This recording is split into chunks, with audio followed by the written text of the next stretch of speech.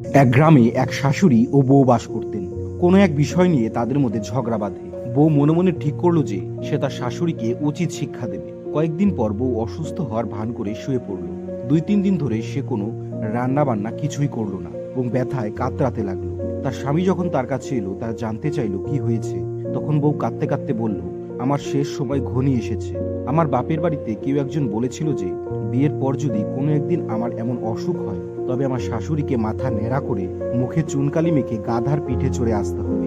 তারপর তিনি যদি আমাকে 1 ঘটি জল দেন এবং আমি সেই জল পান করি, তবেই আমার এই অসুখ সারবে, অন্যথায় আমি মারা যাব। স্ত্রীকে বাঁচাতে স্বামী বুদ্ধি করে তার শ্বশুর বাড়ি গিয়ে শাশুড়ির কাছে করুণভাবে সব কথা জানাল। শাশুড়ি তার মেয়ের জীবনের কথা ভেবে রাজি হয়ে গেলেন। তিনি বললেন, আমি আমার মেয়ের জন্য সব করতে পারি, আমি তো বৃদ্ধ মানুষ, আমার আর কি সম্মান যাবে। শাশুড়ি ঠিক তেমনটাই করলেন। মাথা ন্যাড়া করে মুখে কালি মেখে গাধার পিঠে চড়ে বউয়ের সামনে এসে 1 ঘটি জল দিলেন।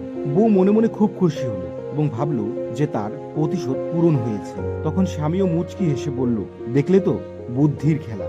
মাটা কিন্তু তোমার, কিন্তু গাধাটা আমার। মোরাল অফ দ্য স্টোরি হলো, সংসারে সব স্বামী সহজ সরল হয় না।